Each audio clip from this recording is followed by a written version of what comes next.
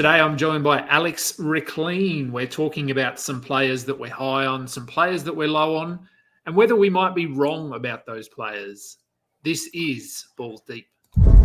Got all my interest, mirrors they don't, all of the things that we do.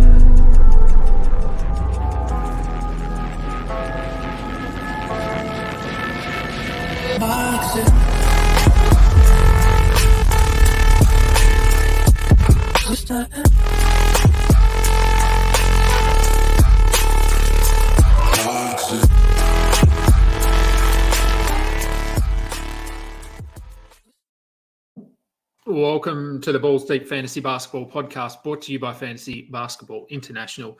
At AdamKing91 on Twitter is where you can find me. FBIBasketball.com is our website. Head over there and check out all of our leagues, all of our content. Matt Lawson has a lot of player ranks coming out at the moment. We still have leagues open despite only being, 5 days away from opening night. As I said, Alex Rikleen joining me. He messaged me, a week ago maybe. Basically, he didn't have time to write an article, so we thought we'd do a podcast version of the topic that he wanted to cover. I will bring him in. Alex, good evening. Hopefully we can meet your expectations on what you wanted to talk about tonight. Thanks. I think we're going to crush it. So you reached out and you just said you'd be interested in talking about some guys that we have differing opinions on from maybe mainstream people or other analysts, whether we're too high, whether we're too low, and whether we're wrong. I mean, as analysts, we're never 100% correct. We own that, and you have to as an analyst. You can't always be right. Sometimes we hit, sometimes we don't. So I do like doing this sort of thing because it does show the listeners, the readers that we're human. We make mistakes. We don't pretend to know everything. So I think it'll be a fun topic. We'll go back and forwards. You've probably got a few more names than me. I'm just sort of facilitating what you want to speak to the people. So I'll let you lead us off with your first guy. Who are you interested in discussing? And are you higher or are you lower on them? So the first player that I'm worried I'm wrong about is Tyrese Maxey. And I guess before we get too deep into this, I should sort of stole this idea from a popular football podcast, Christopher Harris. It's a good podcast if you are into fantasy football. Just, I don't think I'm this is completely my original idea. Mm-hmm. If anyone's listening, credit to him. But I wanted to talk about it for basketball because I was literally showering after a run. And I'm like, I think I'm still way too, I don't think I'm way too low on Tyrese Maxey. I'm a little bit above market. I've got his ADP right now is 57th overall. Mm-hmm. I've got him closer to 48, 50. So I'm already above market, but I'm still worried that I'm way too low. This is a guy who I really think, and a lot of people think, Zach Lowe thinks, players in the league think could be an all-star. There are 24 of those.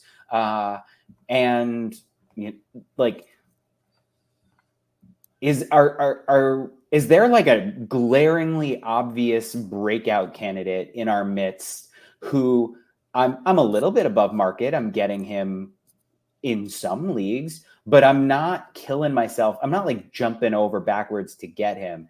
And I'm a little worried that I should be. I'm a little worried that I should have been for this whole last month, even more bullish. And instead of, waiting until the fifth round or very late in the fourth, should I have been taking him in the early fourth? Should I have been taking him in the late third if I have a late third? And I haven't done that. And maybe I'll be right. Maybe where I have him will end up being great. But I'm a little nervous that that he's actually, Harden's going to be gone and Maxey's going to step up and we're going to actually have a top 30, top 25 guy on our hands that I saw coming, but I just wasn't aggressive enough about pursuing. Yeah, I think the Harden news, the Harden factor is big in this discussion. If Harden is there and he plays, you're probably bang on. Maxi's probably top 50, top 60. But it doesn't sound promising what we're hearing. So if we work on the assumption that Harden isn't there and they don't have someone significant coming back in any sort of trade, I just pulled up the player ranks from last season, and I was just having a look at in that range, sort of top 30, someone who's comparable. Desmond Bain last season was the 36th ranked player, 21.5 points, 2.9 threes, 5 rebounds, 4.4 assists, and a steal. If Harden's not there, Maxi's going to be more than 21 points a game. I think we can agree on that. I think he could be 24, 25. He'll get more than 4 assists. I think he's not a big assist guy, but I think he could get 5. He definitely could, yeah. A steal, that's certainly not out of the realms of possibility. So, and he could match back. He could match Bain on those threes. He had 2.7 per game last year, so he did. With a little bit extra usage, he could get to 2.93. That's not crazy at all. No, and that had Bain at the back end of the third round, which is where you sort of said, should we be going this high? And obviously, we don't have to go that high because right. But yeah, look, I could certainly see a world where he is top 30.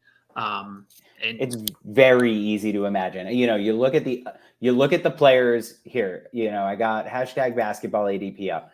I'm going to list the names who are, with a ADP in the 50s. Tell me who is a more obvious pick to make the top 30. You got Paolo, Scotty Barnes, Chet, Giddey, Walker Kessler, Maxey, Şengün, and Ayton. Of that list, isn't Maxey the most? If I told you one of them is going to be top 30, wouldn't you guess Maxey? You probably would. Kessler might come into that discussion just because of his block. And I know Kessler. I know. I don't need to preach to you on Walker Kessler, but yeah, look, I think Giddey. Look, I love Giddey this season, but he's going to need a lot to go his way to be top 50. Right. I think his floor is pretty safe because of what he does, but look, I think it's probably Maxey. I think outside of Kessler, because he could average 3 blocks a game, which alone puts him inside the top 40. Right. I think you're bang on. But obviously, we want to say don't go and grab him at pick 30. No, absolutely not. To do that at all. Absolutely not. But maybe I should have been more too aggressive, or maybe he's going to finish at 50 and I'll have ranked him perfect. I'd be shocked if he finished 70, but no, I think his floor is right where we've got him. Like, I don't think, especially if Harden doesn't play. And if you look at their roster, outside of him and Joel Embiid, who's scoring?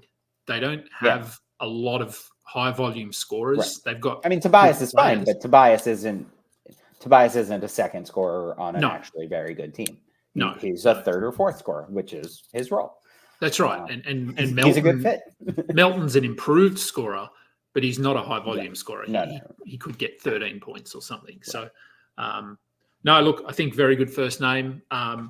So a guy you mentioned there who's in this group, someone that I was actually on a show with Rob and Marks last night, talking about a few players that I'm high on and a few players that I'm low on. Someone that I think I'm a bit lower on than a lot of others is DeAndre Ayton. Mm-hmm. Now, that's not to say I don't think his ADP is okay, because his ADP is around this same mark. 59.9 according to hashtag. Which is absolutely fine, taking him there. This is more of a situation where he's someone that I'm avoiding him. I'm not drafting him. In terms of production, I think he can be, like, people are talking him up as a potential top 30 player because he's now on a team that isn't as strong. He's going to get more of the ball. But is he? Because he's playing on a Portland team with a lot of young guards who like to score. He has Jeremy Grant there, who, whether he should be looking to score or not, is. So my concern is that if you think back to when he was a rookie in Phoenix and they were bad, they were a bad team, he was bad in terms of just his attitude on the court. Yeah. He wasn't engaged. He complained. You just watched him play and he didn't care. It was like he was out there, but hey, I'm just out here because I'm getting paid. That's my concern, is that if he comes into Portland and he has this opinion of himself that, hey, I'm going to be the number one option or the number two option, I'm going to get the ball, I'm going to just be able to shoot, score, do everything. If that doesn't happen, is he just going to revert back to that sort of space where he doesn't care and he's not trying? So I think he can do it. I'd just like to see a season of him engaged, playing well, because we haven't seen that from him yet. So for me, it's more of an attitude kind of thing than a ability to produce. I'm not getting much Ayton because he's right next to Kessler and Claxton, who I really like. So if I'm going big, I'm usually going with one of those two. But everything you said makes sense. But based on everything you said, I am much higher on Ayton than you are. Yeah. I do think that he's going to get some bad, good player, bad team stat inflation. Whatever there is to say about like his attitude and his mood or whatever, I think some of that's obviously going to be on him, but some of that seems to have been the coach, and some of that seems to have been the atmosphere that he was in was bad for him. And that doesn't mean that the Phoenix atmosphere is going to be bad for everyone, but sometimes you're just a bad fit. And I think that was clearly the case. And so, to go with a football analogy, like, Bill Belichick famously benched one of their star cornerbacks in the second half of the Super Bowl one year. And it was a big deal. And, he tried to pretend that it was because that cornerback, was past his prime. 5 years later, that cornerback is still a high impact player. And the coach had a personal issue where he benched a player who should have been playing. And I think that something like that happened with Ayton. Like, the Suns needed Ayton and they were barely playing him late in the playoffs. Like, at some point when you're not letting a player that talented on the floor, the institution is also at fault. And that's not to absolve Ayton of his role in this, but I do think that being in a new place is going to help him. So yeah, I'm a little higher on him than you are. So what you're worried you're wrong about is you're lower than everyone, and you're worried that like maybe the masses are actually kind of right. Yeah, look, I think, as I said, I think that ADP is fine because we've seen him put up top 30 value for periods, so we know he can do it. My worry is that come the end of the season, where I might have had the opportunity to draft him at 55, and I just sort of went, look, I'm not going to, because I need to see from him a consistent stretch of production, and he ends up being a top 40 player or something, and I may have missed out and gone with someone like, as you said, a Claxton and who might still be solid, but really only brings you blocks and some rebounds, whereas Ayton at least does have some offensive upside.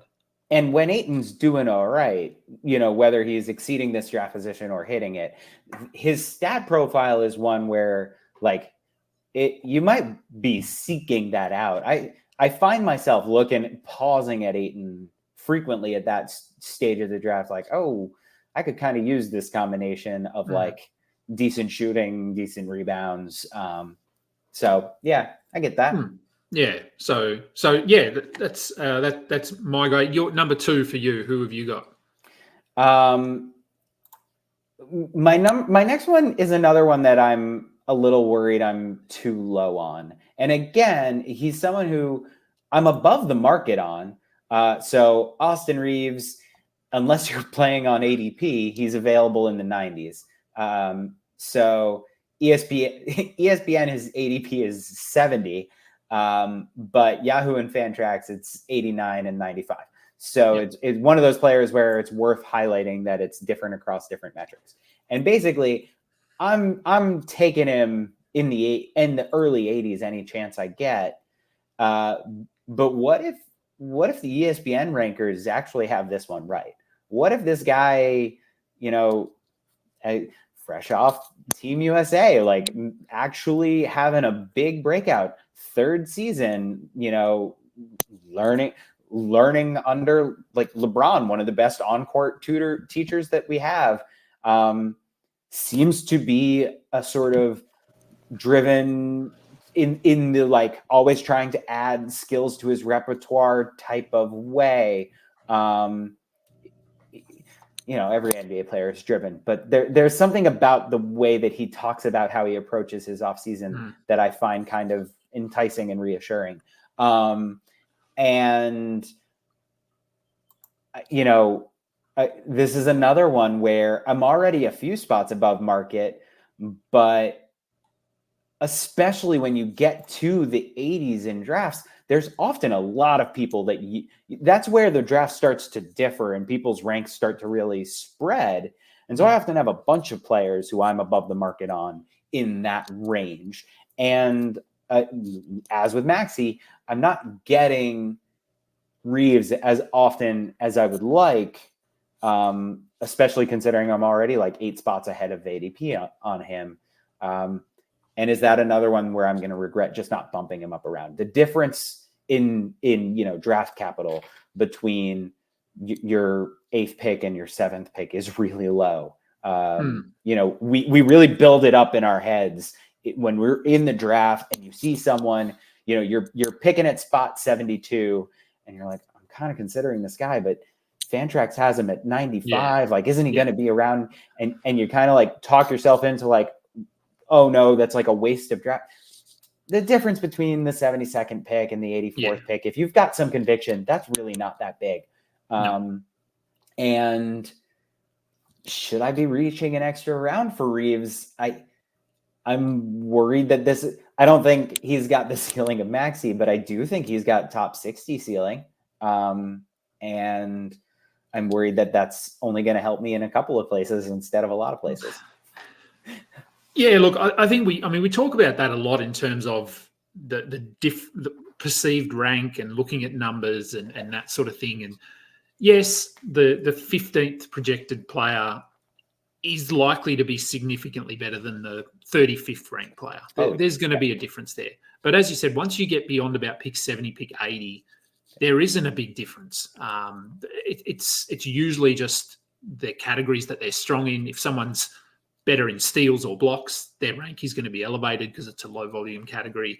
So if you get to pick 80 and Austin Reeves is there and you go, but he's 95. So maybe he'll come back to me. He probably won't. Right. Just take him. Just take your guy at that point. And he's an interesting one because I think coming into the season, if we think back even to the end of last season, which only feels like it was a few weeks ago, he was a guy that we probably thought would be hyped too much this season, just because he was relevant. He sort of blew up in the playoffs, went to Team USA. So I think we, as analysts, well, myself anyway, I thought he's going to be valued out or priced out. He's going to be going in the 60s, and you don't want to take him there. You want to get him in the 80s. But it hasn't happened, I don't think. Right. I think and whether that's just the fact that there is so much content out there now, managers in general are more informed, better informed, and so they're not reaching for those guys like they might have 5 or 10 years ago. But as you said, he could be top 60. To me, he's almost the opposite to DeAndre Ayton in terms of that mindset. Like he just comes across as someone who is really thankful to even be in the NBA, and he's just going to do whatever the team needs him to do. He's got LeBron James on his side. LeBron James has come out multiple times. James seems to love him. Yep. Which I think that matters. It does. When LeBron James checks out on you, it's not good for your career. No. And LeBron seems to love him. That's a huge mark in his favor. Yeah. So I think his role is really secure. As you said, he can play multiple roles. He's a decent defender. He can handle the ball. He's got good length, good size, can hit the three, good from the free throw line. So he really just does what the team needs him to do. He can slide in and play alongside multiple pieces. And just his stats as a starter over the last 10 games of last year, 18, 3, 6, with, almost 2 threes per game, 57% field goal percentage, 89% free throw percentage. That's more than an 8th round pick. We're picking him in the 8th round. We are assuming that he can't recreate what we already saw him do, granted in a very small sample size. Yeah. I'm just pulling up the ranks from last season again. And if we look at, I'm just trying to find a quick comparable player. Oh, yeah, it's probably not a great one. I don't know. I mean, Klay Thompson last season. He's going to score a little bit more. He scored 21.9 points a game. But we know he doesn't do a lot else. He 2.4 assists, 0.7 steals, he gets more assists than Klay. Yep, more assists, more efficient, probably at least comparable from the line, if not better. And Klay Thompson was 66 last season. So there's certainly a path to Reeves cracking that top 60, top 70. Again, don't go and grab him there because we don't need to. We don't have to. But yeah, he is someone that I don't have. Here's another one. Jamal Murray's season averages 24-6, 2.6 threes. Worse shooting than the numbers I just read out for Reeves. That's Jamal Murray's season at 61. Do we really think this isn't possible? As I'm talking, I'm regretting it even more than I came in. I came in trying to talk about how much I regretted not picking Austin Reeves more, and I now, instead of being catharsis, I now regret it even more. More. Yeah. Well, hopefully you've got some drafts coming up this weekend, and maybe you can get him. I got at least 2 more. Yeah, I've got a handful. So the next guy that I had is someone who is lower in the ranks, and so as we said, this guy, it doesn't matter as much if you're reaching a little bit to get him, but it's Ben Simmons. So his ADP is 123. I think it's climbing. So it is. We've seen him. Definitely. We've seen him play well in the preseason. He looks healthy. He looks aggressive. To me, so I think I've actually managed to get him around pick 100 in a couple of drafts, and that's 2 rounds ahead of his ADP. But at that point, once you're at pick 100, there's very little difference, and the upside is obvious. We know what he can do. If you're punting, which I have been punting free throws, then he straight away gets a bump. I love punting points. Yep, punting points is one of my favorite strategies this year. And so I think, obviously we've been burned by Simmons in the past 2 years, 3, however long it's been since the incident in Philly with the passing up on the layup and his sort of very well documented exit from Philadelphia. To me, though, this season the pressure's off. He basically hit rock bottom last season. They were playing him at center. He was out of the rotation to end the season. We weren't even sure what his role was going to be this year, but it's pretty clear that they want to start him at point guard. He still has that ability to rebound, to pass, to play defense. He's not going to hit threes. We know that. He's not going to hit free throws. We know that. But I could see him getting back up to 12, 13 points, 7 rebounds, 7 assists, 1.5 steals, efficient from the field. He's not great from the free throw line, like we've said, but he isn't a high volume guy from the free throw line either. So he's not getting there like Giannis. He's notoriously afraid of it. He is, and maybe that'll change a bit this year because he does look more aggressive. He looks more willing to attack the basket. I think he went 2 of 2 from the line in his last preseason game. I always check that. So I think there's scope for him. He was 43% or something last year. I think he can be over 50. So Yeah, look, he is a guy that at pick 100, you're just taking a flyer. But I like to think of myself as glass half full as opposed to glass half empty. So I still think he's young enough. The talent's there. Brooklyn seem invested in him and seem to want to have him out there at the moment.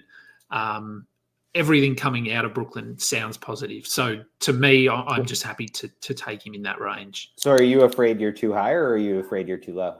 I'm not sure. It's one where I could be too high or I could be too low. Then that ties well into my next one.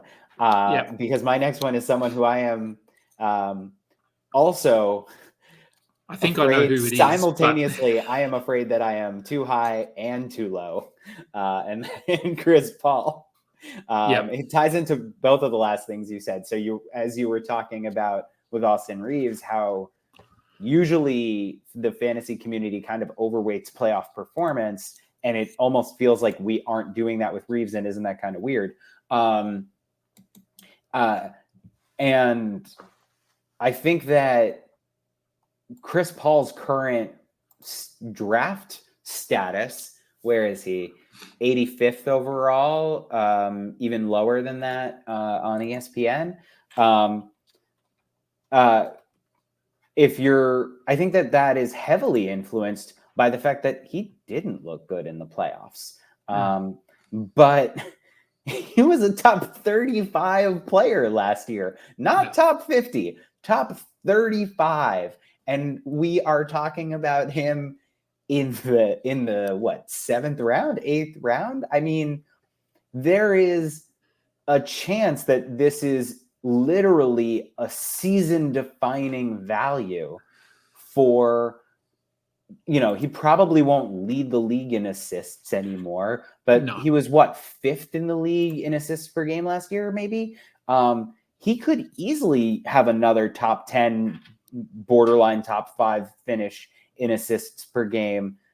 I expect it to be more top 10 than top 5. I think that there will be a little bit of drop off. I do think his minutes are going to drop a little bit, but we picking him in the 85 range, that's not a little bit of drop off. That's a lot of drop off.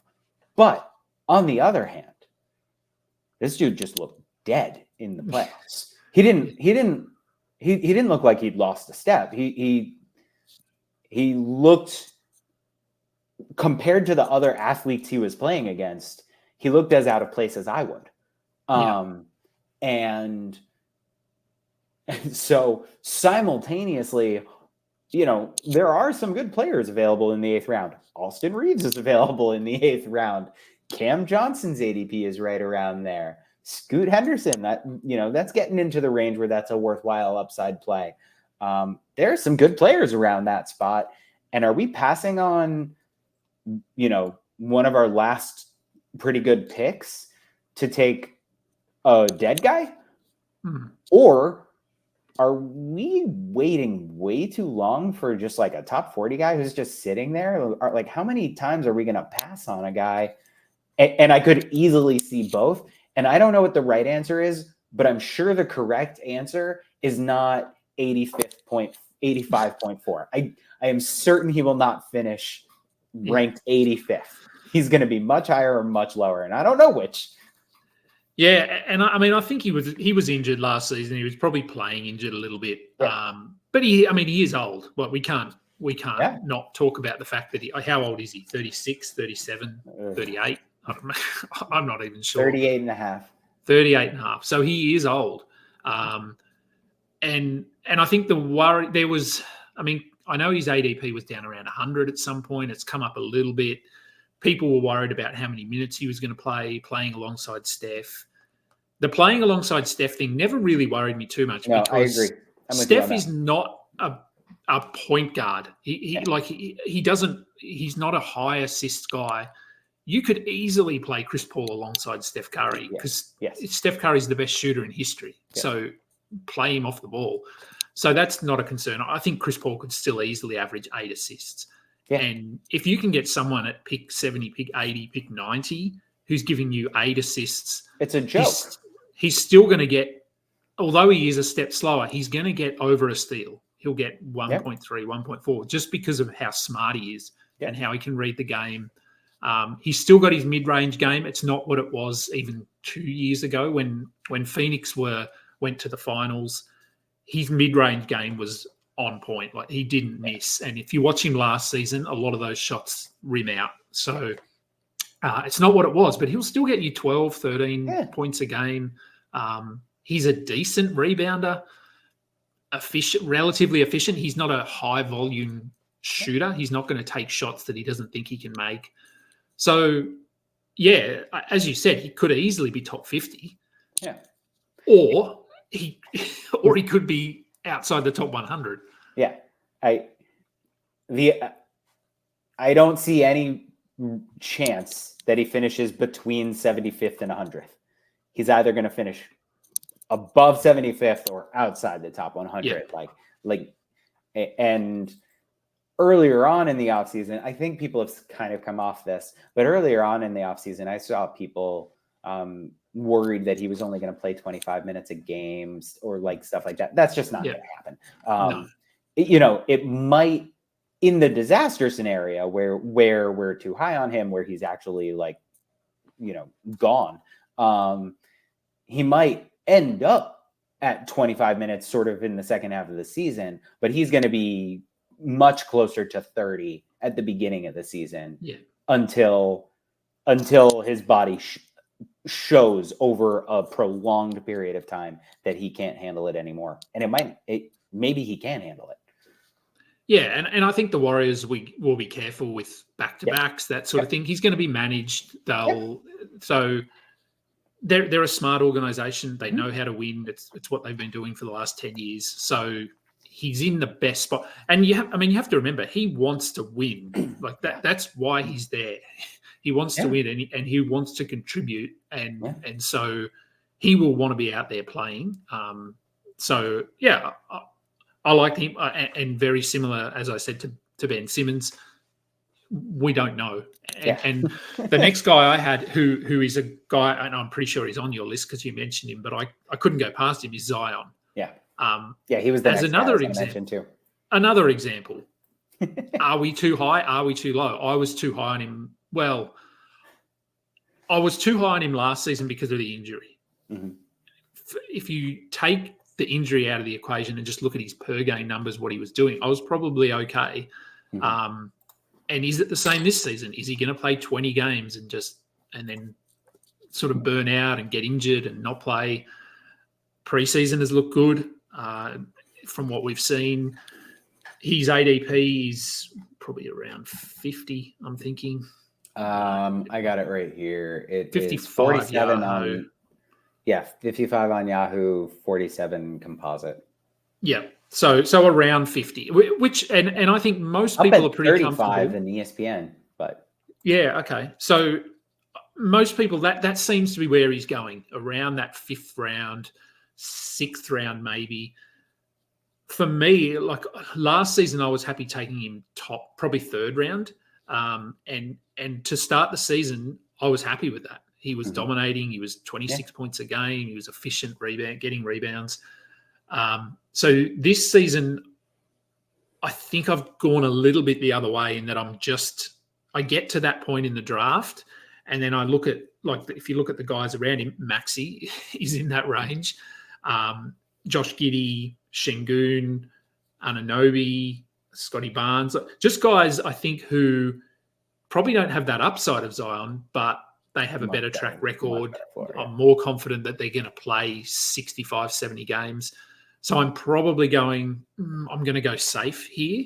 And then I'm worried that it will get to April next year or March, and Zion will be the 28th ranked player averaging 28 points a game. And I'll go, I was sort of a year early. And then because I was burned by what he did, I was hesitant. Is that similar for you? I know you have. No, I'm the other end of it. So. I'm on the other end of it. I'm afraid I'm too high. Okay. I'm passing on all of those names you mentioned. I'm passing on Murray. I'm passing on Paolo and Scotty and Chet. I haven't done last night of before the season, usually I'll do like an audit, and I usually will like do a Twitter thread on it where, go through all the leagues we're playing out, and I will count how many leagues I've actually drafted each player in. Zion might end up being my most drafted player. Okay. I'm practicing pretty good self-discipline at waiting until round 5 to do it. But it's almost automatic in round 5. I can't help myself. I can't stop myself. The upside is just so good. And one of these years he's going to be healthy, right? Maybe. I hope so. I hope so. It would be fun to watch. But obviously there's risk here. Obviously I might be wasting my 5th round pick on 20 very good games and one fewer IR spot than all of my competition. Everyone else gets the year with 2 IR spots. I only get 1. That's in play, and I know that. I just can't get past the, that season defining upside. Other than Maxey, I don't see anyone else in that range who has that. And one of the things that the reason I listed Maxey first is I'm sure I've taken Zion over Maxey at least once. Okay. I'm like, what am I doing? Why am I doing that? But I am. I mean, actions speak louder than me coming on your podcast to say me an idiot. And I've done it a couple of times. I'm really worried I'm going to be wrong, but I've done it a few times. So if you got to that spot, a name you mentioned, and this isn't a guy on my list, but if you got to say pick, 49 and Chet and Zion were there, you'd go Zion? Oh, yeah. No, you picked a rookie. I'm not going to pick a rookie. Yeah, see, I'd go Chet easily. Whereas last season, I would have gone Zion, and maybe that's scarred. It's burned into my mind now that Zion cost me a league potentially last year. I'd go Zion over Brandon Ingram. I've gone Zion over Jamal Murray, and I love Jamal Murray. Yep. Okay. Zion was sort of on both our lists. Who's next on your list beyond Zion? So I've got one name and one smuggle left. Yeah. You want the name or the smuggle? Let's go with the name first, and then we'll do the smuggle. Jeremy Sohan. So we're going deep. Mm-hmm. I keep hitting my computer because this is my first time on video. Hi, people. I'm new. You can see Adam perfectly still. I'm like jittering all over the place. That's all right. I've never done video in my life. Today is my first day. Really? Okay. I didn't know that. No, that's not true at all. I didn't think. I thought you'd been on before. Maybe you can. Well, I can edit that out so that people actually think it is your first video, and that this is just rookie mistakes. Where is Jeremy Sohan? I make rookie mistakes all the time, whether or not I'm a rookie. Jeremy Sohan's ADP is 141 composite, and that is pretty even across all sites. 145, 140, 137. Yeah. I am far ahead of that. I'm in like 110 or something. I'm way ahead of that. But he's another one. Should I be higher? I mean, we've seen some solid play. I'm not worried about being too. I'm not worried about being too high. I'm worried about being too low. There are years. On the one hand, we should be ignoring coach speak. A lot of the things that coaches and teams are saying at this time of the year are kind of nonsense just to try to gin up publicity, get a positive story, hype up their players. But every now and again, there's a nugget that's actually true. And usually a nugget like Jeremy Sohan might play some point guard is the kind of nugget that would usually animate the fantasy community to really jump someone up the ranks. And that story's been out there, and that's kind of been happening. I think he started at point guard in their last preseason game. like they're at least trying it out. And this is already a player who has some ability as a passer and a sort of fun, weird collection of stats. Instead of waiting until 110, 120, should he be my 100th pick? When I get to pick 100, in my mind, pick 100 is like, I assume I'm dropping these players. It's where I kind of shift and try to take some big swings and am willing to be a much looser drafter than I am early on. Although I guess not when I'm picking Zion in the 5th, but in general, year to year, after pick 100, I'm sort of YOLO, if you will. Yeah. And should I just have Sohan at 100? Like, ignore the projections, ignore the ranks, just move him in and manually insert him at 100, regardless of who's 99 and 101, because I want that exciting upside that might happen. Or am I being rational where I am and getting him in some leagues and letting other people get to him first in others? It's another one where I'm like, I'm excited. I'm worried I'm not excited enough, but my actions have shown one thing, and my heart is showing another. Yeah, look, I've managed to grab him in probably in my last 3 drafts with my last pick, second last pick. I think until people, so you're right, he has started at point guard in the preseason. Pop came out yesterday and said he will be starting point guard on opening night. So they've said that. He's unproven, but I said this as well. We were talking on when I did the show with Robin last night. We were just talking about how much do you take out of the preseason? Like, do you pay attention? Do you not?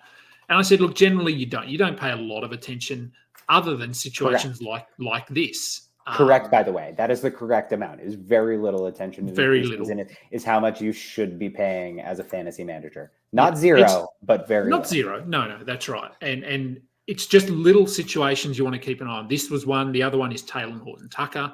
Is he going to start? Mm-hmm. We didn't think he was, but if he does, he's probably worth drafting in the last round just to see. But Jeremy Sohan, if he starts, which they've said he will, plays 30 minutes, 32 minutes, they're in a position where they can run with this experiment for 2 months, and who cares? Yeah. They don't have to win. They don't want to win.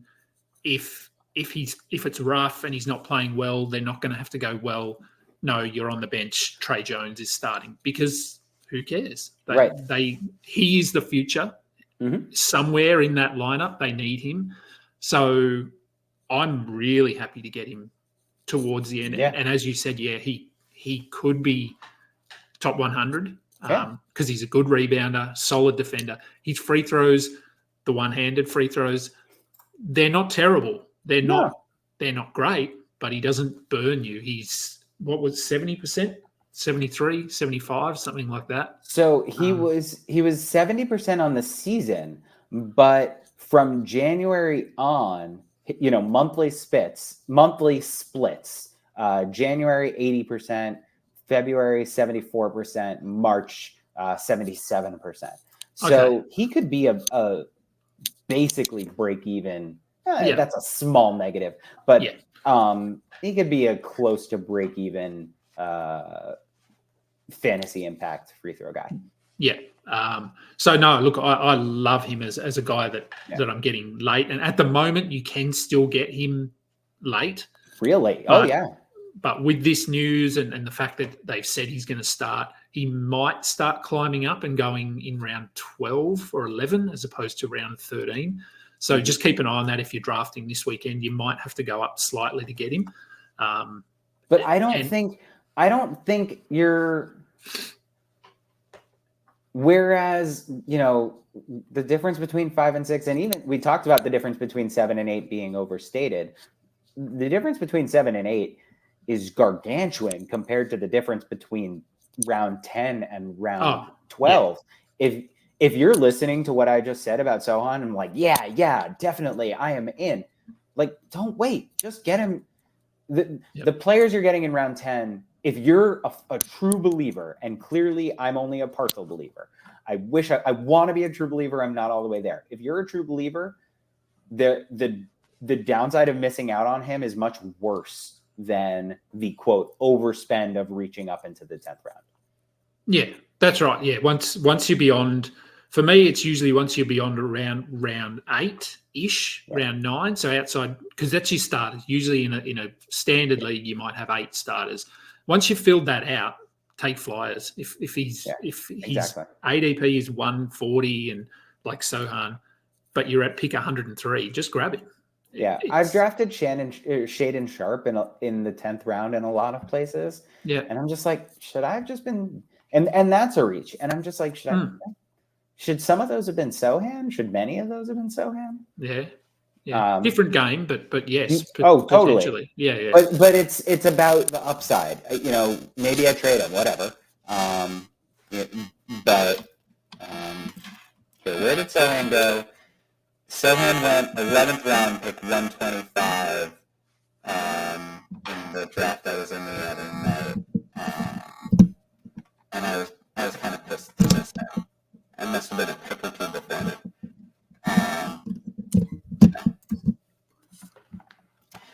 I must remember that. Do you have others? Or are you in this thing? Is there this stuff or are you in there?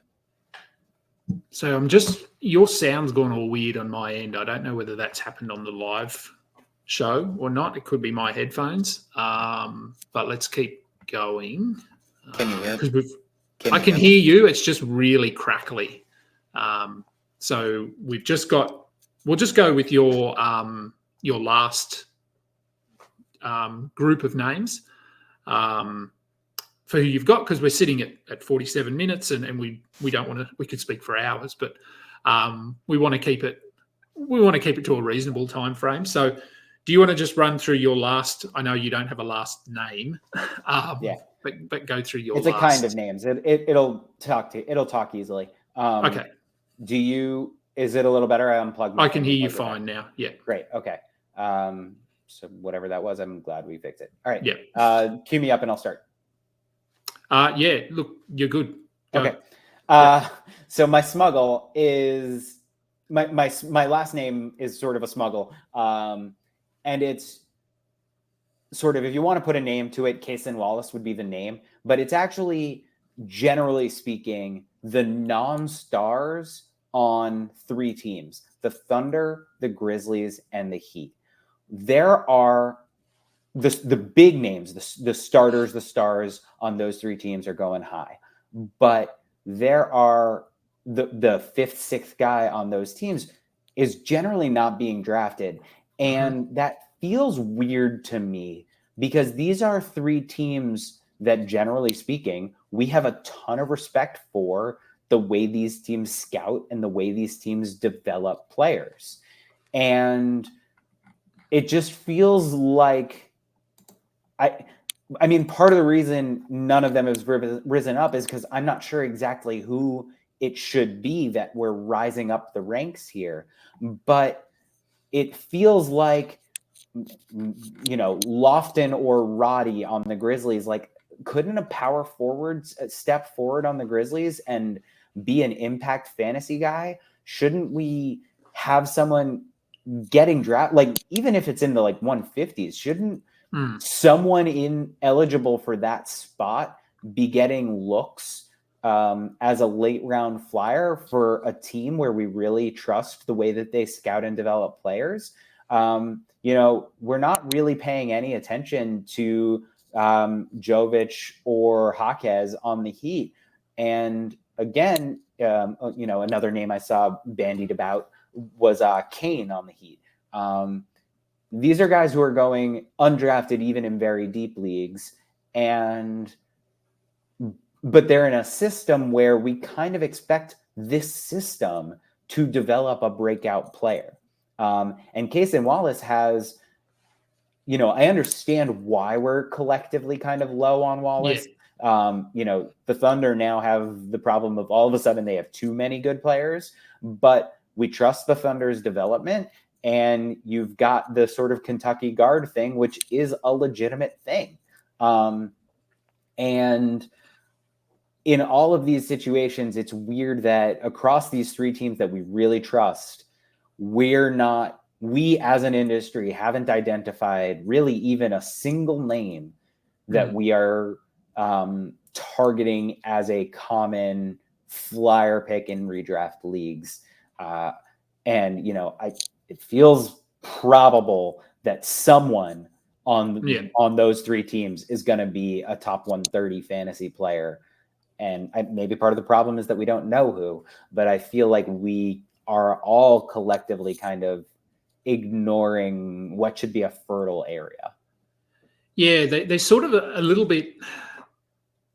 They sort of fall into that category like Boston, Milwaukee, these top-heavy teams. Mm-hmm. But the difference being that their top is not as heavy. So Boston have obviously got Tatum, Brown, Porzingis, Drew Holiday. That's an elite four players. So finding a fifth is going to be tricky because those four guys are going to basically do everything. But if you look at someone like Miami or OKC, Jimmy Butler, Bam Adebayo, Tyler Hero, that's sort of an elite three, but they're not elite like with the Celtics. So someone's got to do something.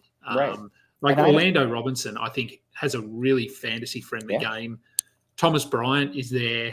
Yeah. I think they should play Orlando Robinson over him, but I'm not saying he's the guy. But Jovic was good in the World Cup. He's developing nicely. The Thunder, as you said, they have Case and Wallace. They have Usman Dieng as well, who I think will play a bigger role. So it does make sense. And the hard thing is we don't know who. Like you said, who do we grab? But chances are we'll get to March and go, should we have seen this coming? Right. Exactly. And so, I don't know exactly. I hope I'm not falling into the trap of like easy analysis that I picked like 15 players and said, we're too low on one of these 15. But we are too low on one of these 15. Yes. Yeah, we are. Yeah, that's right. Josh Richardson, maybe he sort of falls into that because I still think he's falling in a lot of drafts. He's not going to about 130, and he probably is worth drafting. Is he? Are we sure about that? That he's worth drafting or that he's going that low? That he's worth drafting. I just think injury prone. He's 30. I was a big fan of 24-year-old Josh Richardson and had a lot of exposure to him. Yeah. But he's had so many injuries and he's physically incapable of scoring more than 12 points in a game. If he's spotting up for three with 11 points in the game, like a big swatting arm comes out of the stadium to block it. Just because it's not allowed. I think that he's an example of, I think we're being distracted. We expect Richardson to have this big role and maybe he will at the beginning of the season, but whether due to injury or due to him, the age plus injury, plus previous injuries just sapping him, someone else is going to take that spot by the end of the season. I feel pretty good about that. Maybe it's Caleb Martin, maybe it's Jaquez, maybe they shift the lineup around so they can get Highsmith or Jovic more minutes. But I don't see Richardson 30 minutes per night player in March as a thing. Okay. And look, if you look at, I'm looking at projected minutes of these teams and a few other teams, and beyond their starters and then maybe one guy on the bench, there's just like 7 guys who are projected for 15 minutes. Because even as analysts, we're not sure. Yeah, exactly. What they're and honestly, the coaches probably don't know yet. I think that's right.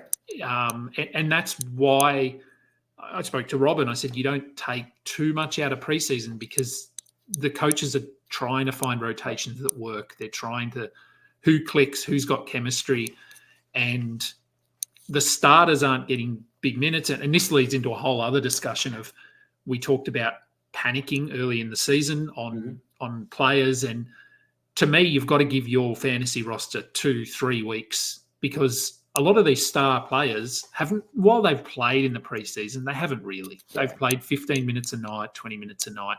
The preseason is more about finding those rotations, looking at who. And so the preseason for someone like a Damian Lillard is going to be the first 2 or 3 weeks of the season, not what we've seen him doing so far. So, but that's another discussion. That's off topic.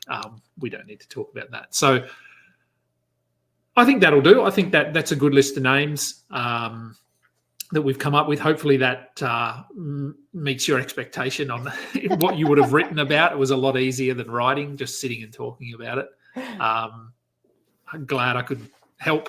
Thanks for having to facilitate me. this. Before I let you go, let people know what you do have coming out in terms of written content leading up to the season and then once the season starts. Yeah, at this point, I think it's just the Friday waiver wire piece. We're in season mode. We are basically Fridays, CBS and Rotowire. Check out my waiver wire column, and that's the bulk of my regular work during the season. Follow me on Twitter or Blue Sky. I have the same ad. I'm going to try to post there during the season. We'll see. Yeah, maybe that'll be a thing. Who knows? Yeah, and I'm sure I'll have you on the show again, and you'll be on other shows during the season, that sort of thing. So that will do it for today's show. Remember to go and check us out on Spotify, Google Podcasts, Apple Podcasts. If you could give us a thumbs up and subscribe to our YouTube channel, that would be fantastic. Until next time, catch up. You just listened to another episode from the Fantasy Basketball International Podcast Network. Thanks for joining us. And for more information about joining our community, please check out our website at fbibasketball.com.